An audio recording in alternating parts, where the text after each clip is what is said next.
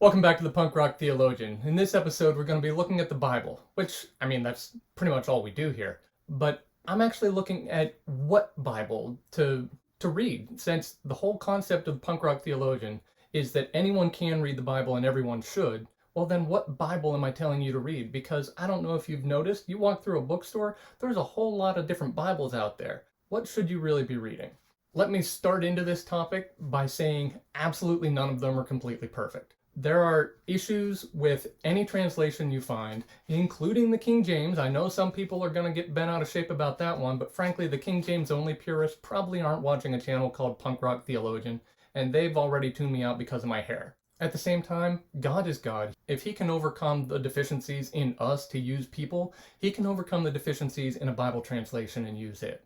We really don't need to get too up in arms and too worried about, oh my goodness, is this a right Bible? Or, oh no, that person's reading the wrong Bible. Let's just leave that drama out of it. We don't need it. But we're going to take a look at how you can try to determine what's going to be a good Bible for you. Because just like the world's best diet is the diet that you will stick to, and the world's best workout plan is the workout that you will actually consistently do, the best Bible for you is the Bible that you will actually read. I can't speak for the entire world, but in my world, in America, in English-speaking Western civilization, the go-to classic is the King James. Here's my issue with King James.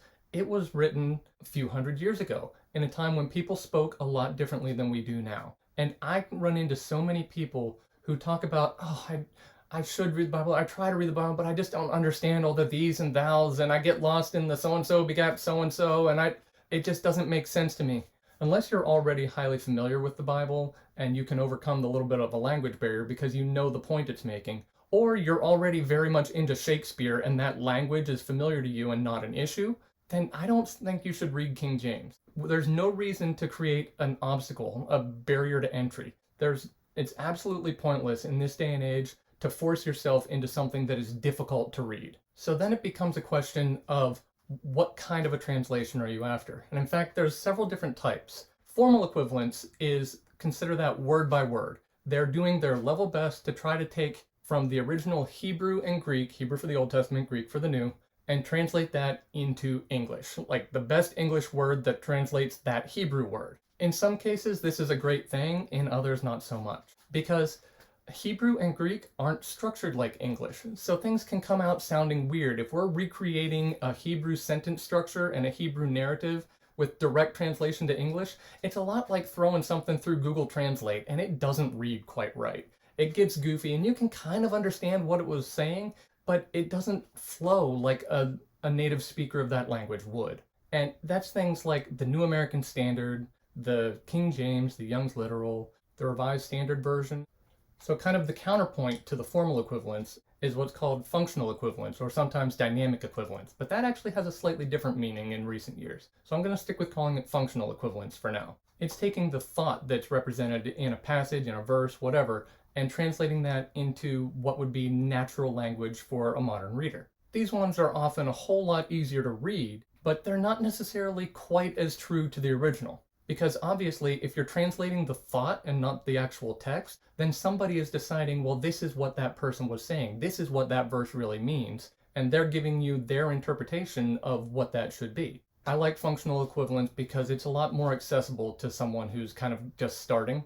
And some good examples of that are like the New International Version, the Christian Standard Bible. There's a good reason those translations are so popular in America. They're easy to read while still being reasonably faithful to the original text. More recently, there's been a term that's dynamic equivalence. That's kind of a blend of the both, trying to balance the two. That we'll go word for word the best we can as long as it makes sense, but when that gets confusing, we're going to translate the thought. And I like this idea a lot because it's doing its best to try to stay faithful to what the Bible originally said, but still making it palatable and understandable for a modern audience. Some great examples of this are the NLT, New Living Translation, the ESV, English Standard Version, and more recently the MEV, the Modern English Version. And a final category that I do need to mention is what's called a paraphrase. This is one that's really not even attempting to translate exactly what the Bible said, but it's giving you the idea, the message. It's a retelling of what the Bible contained. Probably the most famous of these are the Living Bible and the Message by Eugene Peterson.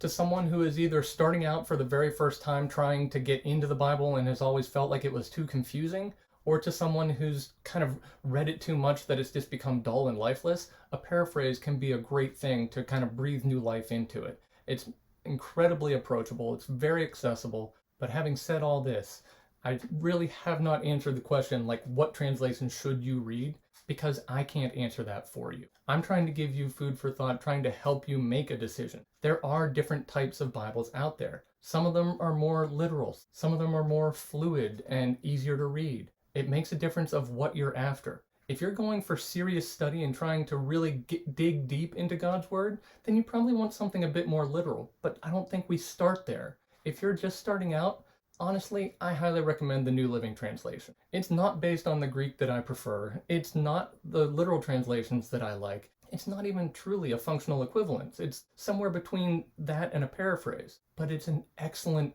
on-ramp to getting into the Bible. So find yourself a Bible that you can understand in some way. Start getting His Word into you. And if you've been going for a while and it's getting dull for you, find a new one. Get something that's different than what you've been reading. If you've been the purist and doing the literal study, go get yourself the Message or the CEV. Take one of these paraphrases and let it kind of spark this whole new perspective, because God's Word is the only thing that has the power to truly transform our lives from the inside out. That's why I will never stop declaring that anyone can read the Bible and everyone should.